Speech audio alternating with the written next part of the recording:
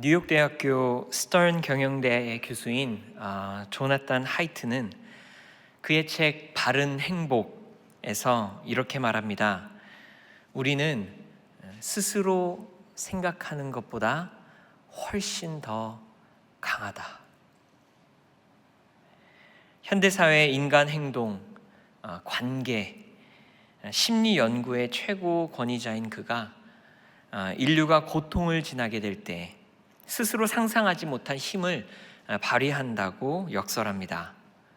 말로 다 못할 고난을 지나는 사람들을 보면서 내가 저런 상황이라면 나는 절대 버티지 못할 거야 라고 사람들이 말하지만, 사실 그 상황을 지금 버티고 있는 바로 그 사람도 전에는 다른 사람을 향해서 나는 저런 상황이었으면 절대 못 버틸 거야 라고 말했을 거라는 것입니다. 그래서 얼마 전까지 한참 유행했던 그 회복 탄력성이라는 말, resilience, 그런 말을 넘어서 이제는 학자들이 외상 후 성장, post traumatic growth, 외상 후 성장에 대해서까지 연구한다고 말합니다. 인생이 와르르 무너질 상황을 겪은 그 트라우마, 그 외상 후에 얻는 엄청난 성장의 사례들을 나열하며 그는 말합니다. 우리는 스스로 생각하는 것보다 훨씬 더 강합니다. 물론 트라우마 이후에 전혀 삶을 회복하지 못하는 이들도 많음에 그 차이를 충분히 설명하면서요, 오히려 이 트라우마가 삶을 무너지게 만들기도 한다는 이야기들 말입니다. 고통과 아픔이 많은 세상일수록 이와 같은 긍정 심리학의 연구도 참 중요하며, 또 이런 이야기들이 우리에게 힘을 주는 것 같다, 이 사람들이 하는 말이 진짜 우리인 것 같다 라는 생각을 하면서 책을 덮었는데, 조나단 하이트의 연구에 반론을 제기하는 한 어린이의 시가 떠올랐습니다. 한국의 한 방송에서 소개된 적이 있어서 제가 막 적어놨던 초등학교 2학년 어린이가 쓴 동시인데요. 제목은 아빠는 왜입니다. 엄마가 있어서 좋다, 나를 예뻐해줘서. 냉장고가 있어서 좋다, 나에게 먹을 것을 줘서. 강아지가 있어서 좋다, 나랑 놀아주어서. 아빠는 왜 있는지 모르겠다. 아이가 쓴 시에 어머니들이 더 속 시원함을 느끼시는 것 같은데, 저도 초등학교 2학년이라길래 제 딸이 썼나 어떻게 알았지? 그런 생각을 하면서도 아버지들의 전곡을 찌르는 어린이의 통찰력, 위트가 느껴지는 시입니다. 아빠가 엄마에게 밀린 것은 그렇다 쳐도 강아지도 모자라 냉장고에게까지 밀린 존재감은 회복되기 어려운 외상입니다. 사실 우리는 시대와 상황에 따라 우리가 누구인지를 다르게 정의해왔습니다.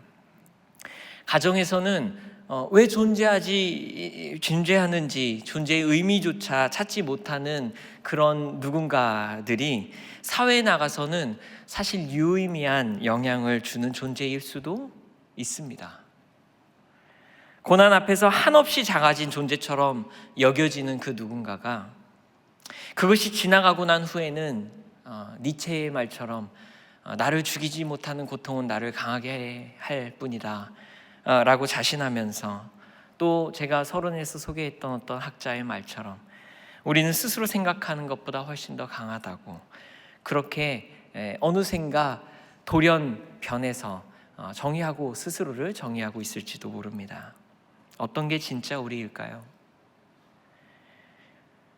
17세기 자연과학이 발달하여 왜 바람이 부는지, 왜 파도가 치고 사과는 왜 땅으로 떨어지며 그리고 지구는 돌고 있다는 사실을 발견하였던 순간, 그래서 자연과 우주에 대해서 이해하기 시작하고, 그래서 내일과 그 미래도 예측할 수 있기 시작하였던 그 순간에 문학과 신학은 인간의 능력을 과대평가하여 정의하기 시작했습니다.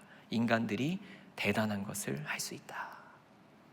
그러다가 시간이 지나 전염병이 창궐하여 사람들이 죽어가는데 속수무책이었던 순간, 전쟁이 일어나 살인과 폭력이 난무하는데도 이를 통제할 길이 없는 시대를 지날 때 인류는 또다시 절망과 두려움의 수렁에서 빠져 쉽게 헤어나오지 못하며 우리가 할 수 있는 게 무엇인가 되물었습니다. 무엇이 진짜 우리일까요? 우리는 누구일까요? 어디에서 우리의 존재를 찾고 확인할 수 있을까요? 오늘부터 Discipleship 설교 시리즈를 시작하면서 제자, 그리고 제자도에 대한 말씀을 4주간 우리 나누게 될 텐데, 그 첫 번째로 오늘은 제자로의 부르심, 우리 존재의 정의와 의미에 대해서 살펴보고자 합니다. 사실 오늘 우리 함께 읽은 로마서 1장 본문에는 제자라는 말이 나오지도 않습니다. 제자라는 단어는 복음서에서 예수님을 따르던 제자들을 지칭하는 말로 사용되다가 사도행전과 서신서에 가서 사도라는 말이나 그리스도인이라는 말로 대체되었습니다. 용어가 다를 뿐만 아니라 역할이 달라졌고 뜻하는 바도 조금씩 다르지만, 오늘 본문인 로마서 1장에서 바울이 자신을 소개하면서 그리고 로마 교인들의 정체성을 설명하면서 그리스도의 제자로서 우리의 존재와 정의 그리고 의미를 잘 나타내고 있기에 오늘 본문을 선택했습니다. 먼저 1절 말씀입니다. 예수 그리스도의 종 바울은 사도로 부르심을 받아 하나님의 복음을 위하여 택정함을 입었으니. 여기에서 바울의 정체성을 세 가지로 소개합니다. 첫 번째는 예수 그리스도의 종, 두 번째는 부르심을 받은 사도, 그리고 세 번째는 하나님의 복음을 위하여 택정함을 입은 자입니다. 그 중에 가장 우선되고 중요한 정체성이 바로 예수 그리스도의 종입니다. 여기에서 종으로 번역된 헬라어 둘로스라는 말은 그 의미는 말 그대로 노예입니다. 바울은 자신이 예수 그리스도의 노예, 즉 주님의 소유라고 말한 것입니다. 우리에게도 예수 그리스도를 스승으로 삼아서 제자가 되어 무언가를 배우기 이전에 보다 근본적인 정체성이 있으니 그것이 바로 예수 그리스도의 종입니다. 그 말은 우리의 삶에 주인이 있다는 뜻입니다. 우리가 예수 그리스도의 종이라는 게 무슨 뜻이라고요? 우리의 삶에 주인이 있다. 우리는 주인이 있는 삶을 삽니다. 그게 우리의 정체성의 기초입니다. 일의 노예들은 저녁이 있는 삶을 찾습니다. 성취의 노예들은 만족하는 삶을 추구합니다. 그리고 그리스도의 노예들, 그리스도의 종인 우리들은 주인이 있는 삶을 살아갑니다. 모든 것이 변화하는 세상에서 가치도 하루에도 수십 번씩 등락하고, 관계도 영원하지 않으며, 약속도 그리고 누군가의 말도 수도 없이 번복되는 그런 세상에서 흔들리지 않고 변하지 않는 한 분을 주인으로 만나 사는 삶이 우리의 삶입니다. 그리고 이 개념은 제자됨과 아주 긴밀한 연관을 가집니다. 존 스토트 목사님은 제자도라는 책에서 제자도는 본래 급진적인 것이라고 말씀하시면서 이 급진적이라는 단어 radical이 뿌리를 뜻하는 라틴어 radix에서 왔다고 설명합니다. 즉 급진적이라는 말의 뜻은 우리가 이렇게 흔히 생각하는 아주 과격하다거나 아주 충동적이라는 그런 의미라기보다 뿌리와 본질, 그것을 붙들고 그것에 철저히 헌신하는 것이 급진적이다라는 말. 그래서 제자도는 뿌리와 본질을 분명히 붙들고 나아가기에 급진적일 수밖에 없다라고 설명합니다. 삶의 주인께 견고히 뿌리 내리는 것을 뜻합니다.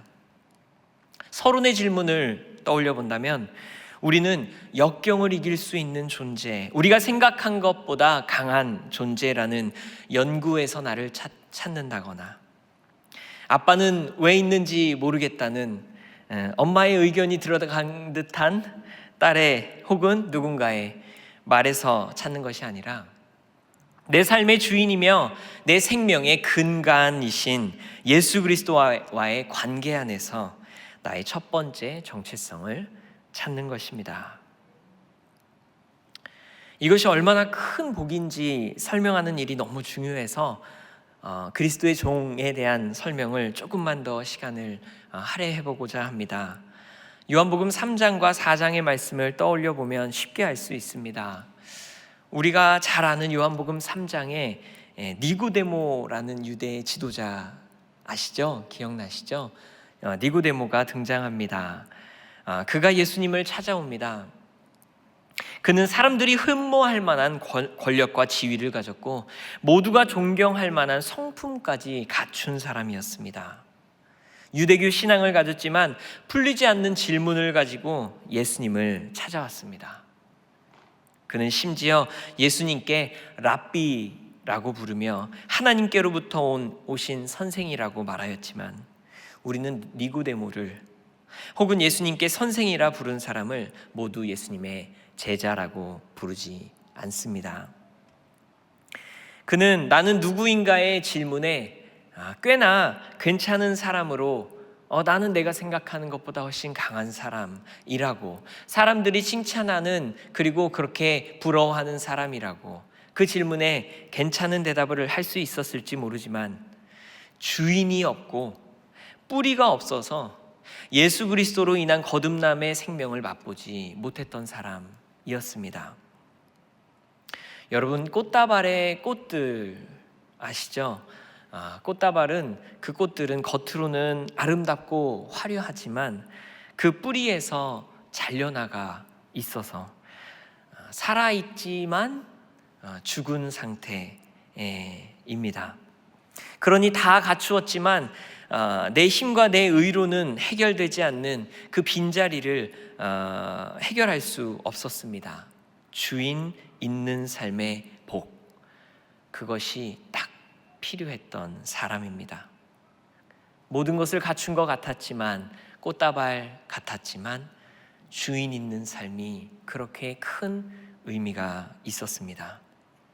한편 요한복음 4장에서 만나는 사마리아 여인은 니고데모와 아주 반대되는 사회적 지위 그리고 모습을 하고 있습니다. 대단히 드러낼 것이 없고 가진 것이 없었던 사회적으로 소외된 계층의 사람입니다. 대낮에 사람을 피해 물을 뚫어 오던 여인은 나는 누구인가라는 질문에 아마도 내가 왜 있는지 나도 모르겠다는 대답에 가까운 내용을 말하였을 법한 그런 인물입니다. 이에 끊임없는 목마름을 남편으로 혹은 다른 수많은 것들로 채워보려 했지만 그 갈증을 해결할 수 없었습니다.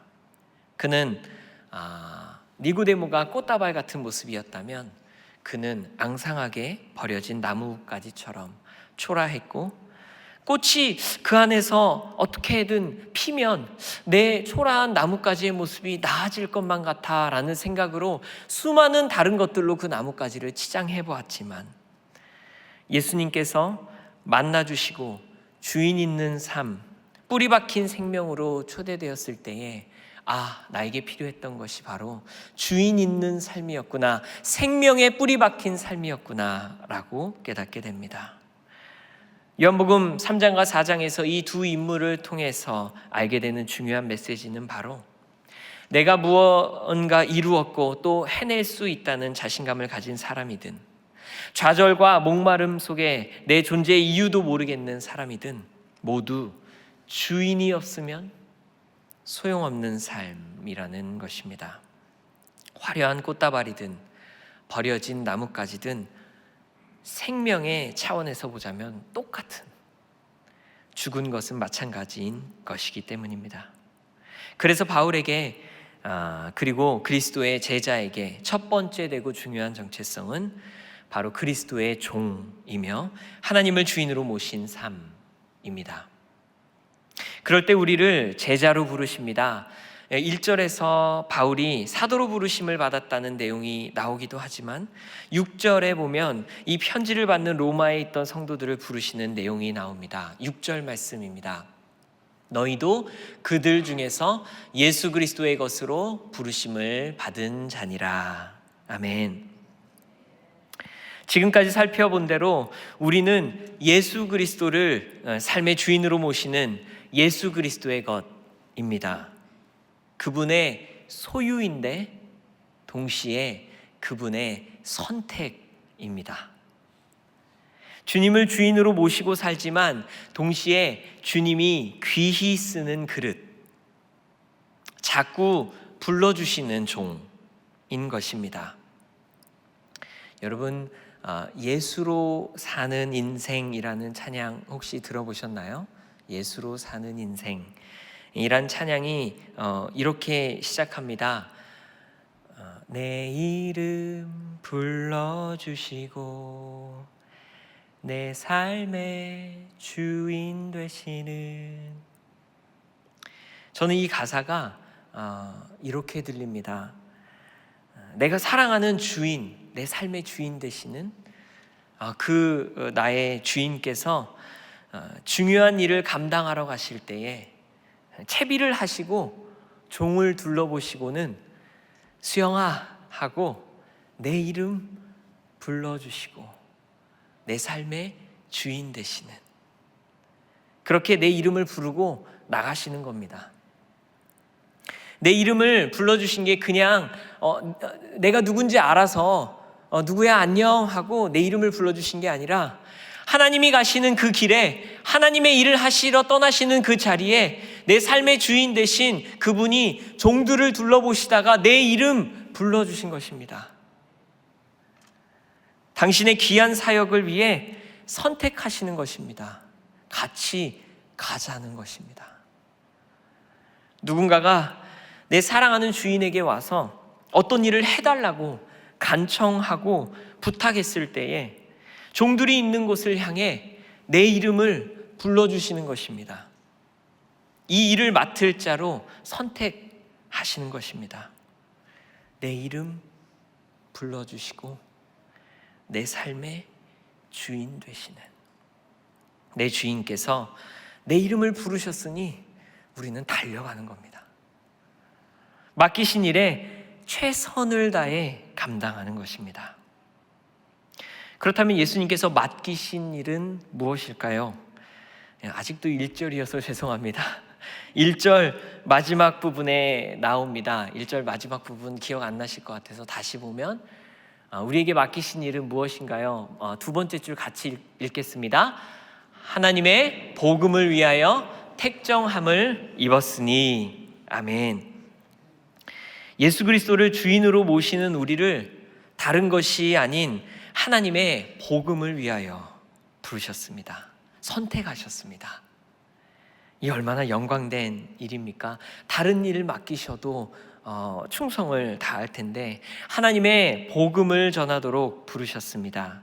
이게 사도에게 부르신 것일 뿐만 아니라 그리스도를 따르는 모든 제자들에게 주신 부르심임을 알 수 있는 구절이 바로 마태복음 28장 19절과 20절에서 볼 수 있습니다. 마태복음 28장 19절과 20절 우리 한 목소리로 읽겠습니다. 그러므로 너희는 가서 모든 민족을 제자로 삼아 아버지와 아들과 성령의 이름으로 세례를 베풀고 내가 너희에게 분부한 모든 것을 가르쳐 지키게 하라. 볼지어다 내가 세상 끝날까지 너희와 항상 함께 있으리라 하시니라. 아멘. 그리스도를 따르던 제자들에게 분부한 것은 복음입니다. 그것을 모든 민족에게 가르쳐 지키게 하므로 또 다른 제자를 삼으시라는 말씀입니다. 그리고 그 복음을 들은 제자들은 또다시 복음을 들고 가서 제자를 삼는 것이고요. 그렇다면 이 복음은 무엇입니까? 2절 말씀에 나와 있습니다. 이 복음은 하나님의 선지자들을 통하여 그의 아들에 관하여 성경에 미리 약속하신 것이라. 구약의 숱한 선지자를 통해 하나님께서 반복적으로 말씀해 오셨던 그의 아들 예수 그리스도가 바로 복음입니다. 복음은 무엇에 관한 것이 아니라 누구에 관한 것입니다. 예수 그리스도가 복음입니다. 그리고 3절에서는 예수께서 육신의 몸을 입고 오신 온전한 사람이셨음을 말하고 4절에서는 그분께서 죽은 자들 가운데서 부활하심으로 하나님이셨음을 나타냅니다. 여기까지가 복음의 내용입니다. 복음은 바로 구약에서부터 일찍이 선지자들을 통해 약속해 오셨고 그렇게 육신의 몸으로 오셔서 인간의 아픔과 고통, 죽음과 거절까지 체휼하신 참 사람이시되 죽음을 이기시고 부활하셔서 모든 인류에게 구원의 세기를 여신 참 하나님 되시는 예수 그리스도, 바로 그것이 복음인 것입니다. 이것을 전하고 믿고 순종하도록 우리를 선택하여 누구야? 하고 부르신 것입니다. 이것이 하나님께서 우리를 부르신 이유입니다. 5절 말씀에 그 말씀이 잘 나와 있습니다.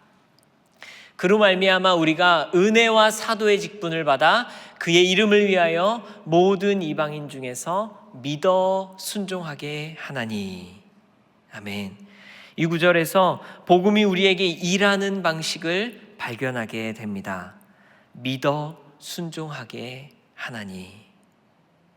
오늘 이렇게 우리 말씀 전에 함께 찬양할 때 믿음에 대한 이야기, 가사, 그리고 순종에 대한 가사가 계속 나와가지고 저는 막 말씀을 이미 준비한 마음으로 찬양이 더 이렇게 가까이 다가왔습니다. 나는 믿네 찬양할 때도 우리의 그 믿음을 고백하게 되는데요.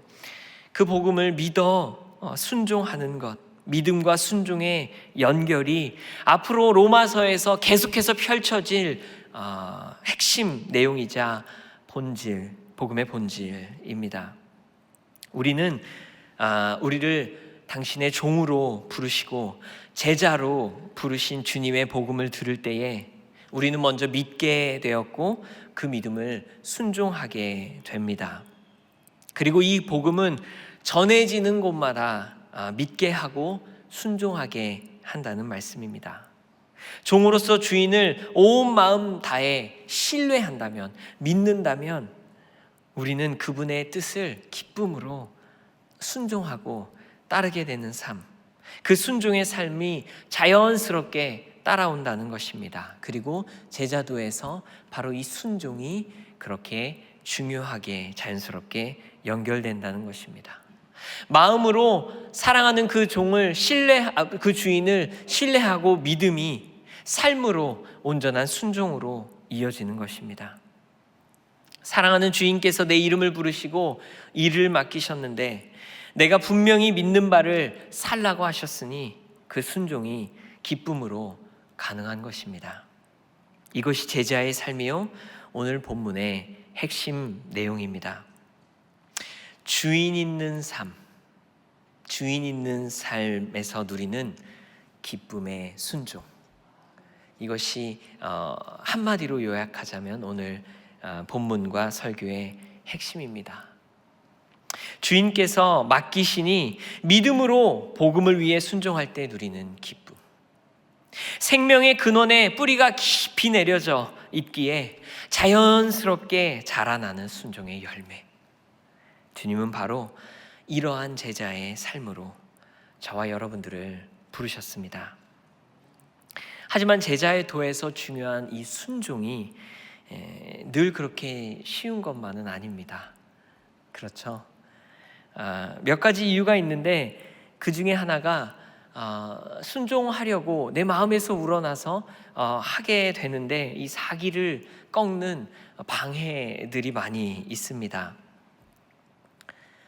보스턴에서 사역할 때 제가 영아부터 유년 초등부까지 주일마다 설교를 다 했었는데 매주 이렇게 설교를 하고 나면 목소리가 다 갈라져 있었습니다.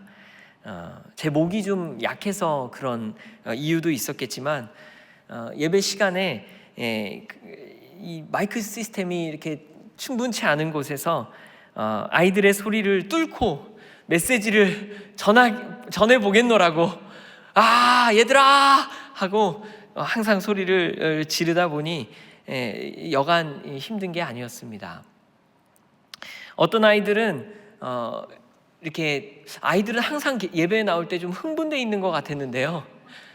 친구를 오랜만에 만나서 이렇게 어떤 아이들은 흥분이 되어 있고 어떤 아이들은 방금 간식을 좀 먹어서 하이퍼가 돼 있고 또 어떤 아이들은 날이 좋아서 날이 좋지 않아서 아니면 비가 오면 또 막 안에가 습해지면서 아이들이 막 엄청 이렇게 하이퍼가 되거든요.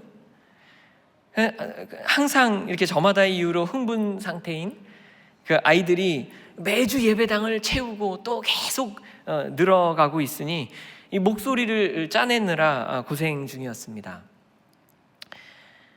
나중에 제가 초대교회에 와서 알게 된 사실인데 애초에 앞에서 조용히 하면 아이들도 조용히 하더라고요.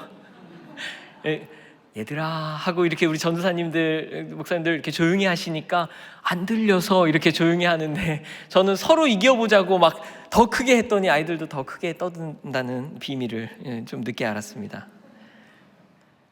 그런데 어느 날 그 부모님도 함께 예배를 드리는 가장 어린 아이들 예배 설교를 제가 막 마쳤는데 어느 한 분이 나가시면서 이런 말씀을 하셨어요.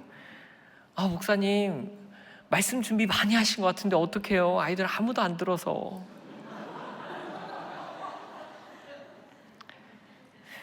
전혀 나쁜 의도로 말씀하신 건 아니고 저에게 위로하고자 하신 말씀이었는데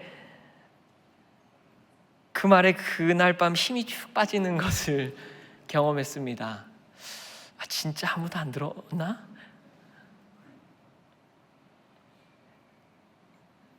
진짜 아이들이 아무도 제 설교를 안 들은 것 같은 그런 잘못된 생각마저도 들면서요.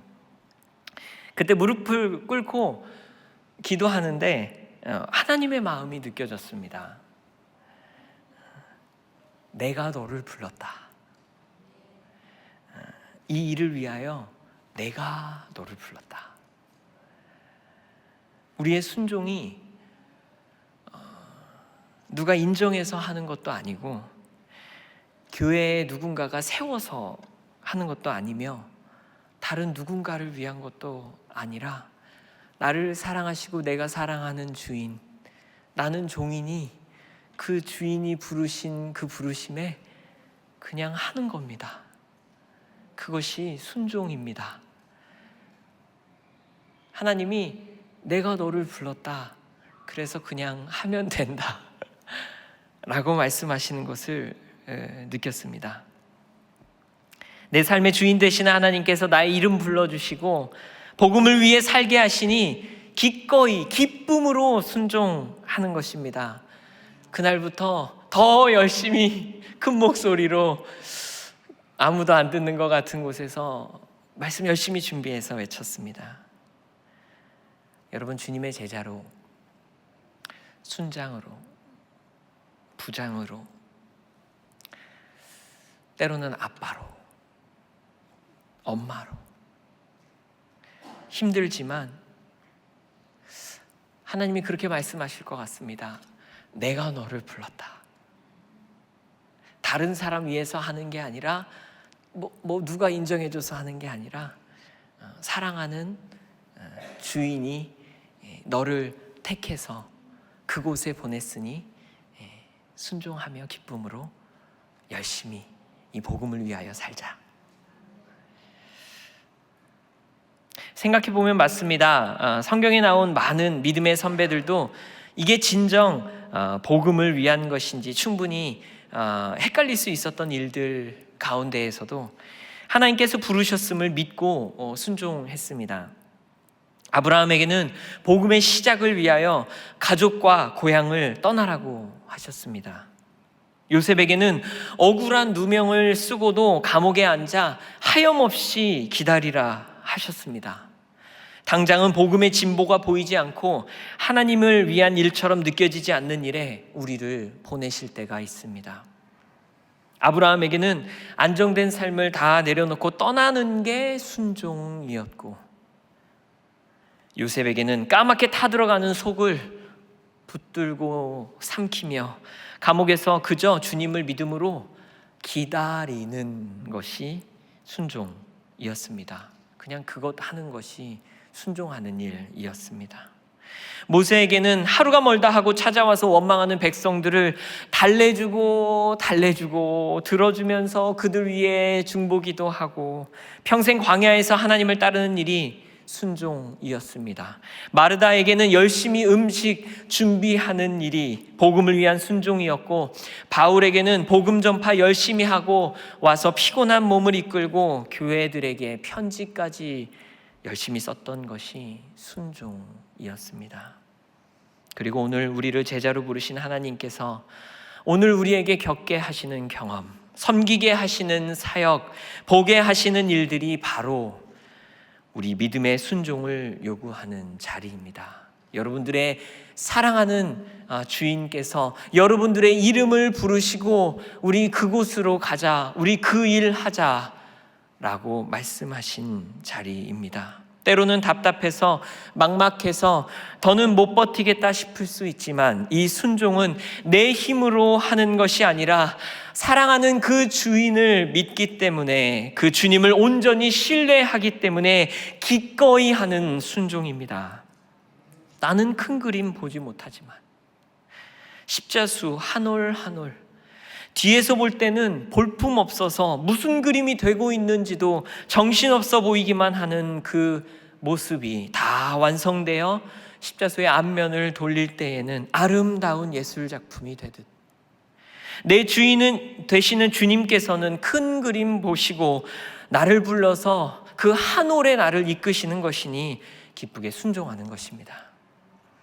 그럴 때에 제자로 살아가고 기꺼이 순종하는 우리의 삶이 어떤 모습인지 본문 마지막 절에 나옵니다. 7절 말씀 우리 다 같이 함께 읽겠습니다. 로마에서 하나님의 사랑하심을 받고 성도로 부르심을 받은 모든 자에게 하나님 우리 아버지와 주 예수 그리스도로부터 은혜와 평강이 있기를 원하노라. 아멘. 제자인 우리들은 하나님의 사랑하심을 받습니다. 아주 놀라운 일이죠. 하나님의 사랑하심을 받습니다. 성도로 부르심을 받습니다.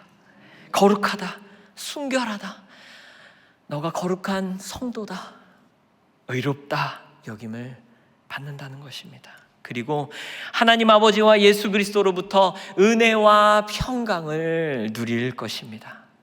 꽃다발도 세상에서는 대단해 보이지만 누리지 못하는 사랑한다 말씀하시는 그 말씀, 거룩하다 여겨주시는 성도로의 부르심, 그리고 은혜와 평강을 누리는 그 놀라운 선물을 받지 못할 것인데 우리는 그 순종 가운데 누리게 된다는 것입니다. 앞서 소개해드린 예수로 사는 인생, 자꾸 소개하네요. 이라는 찬양의 가사가 이렇게 끝납니다. 예수로 사는 인생 책임져 주시니 주께 맡기네.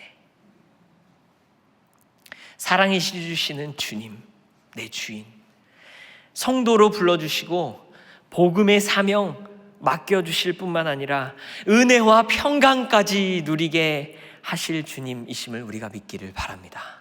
그러니 우리 흔들리지 말고 어떤 방해에도, 어떤 유혹에도, 그리고 이해되지 않을 때에도 순종으로 나아갑시다. 복음을 위하여 억지로라도 십자가를 진 루포의 아버지 구레네 사람 시몬이 그의 순종으로 그리스도의 은혜와 평강이 그의 자녀 루포와 그의 자손까지 임하였음을 기억하며 기쁨의 순종을 드리십시다.